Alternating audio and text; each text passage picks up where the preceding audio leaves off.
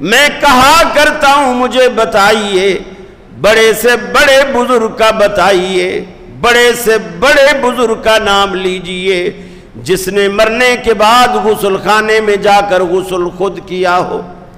ایک بزرگ کا نام بتا دیجئے کہ مرنے کے بعد اس نے غاسل میت کو ہاتھ نہ لگانے دیا ہو۔ خبردار میں خود غسل کروں گا، میں تو عام آدمی نہیں، میں تو پیر و مرشد ہوں، میں تو کرنے والا ہوں۔ ایک بزرگ بتا دیجئے جو اپنا کفن مرنے کے بعد کپڑے کی دکان سے خود خریدنے گیا ہو۔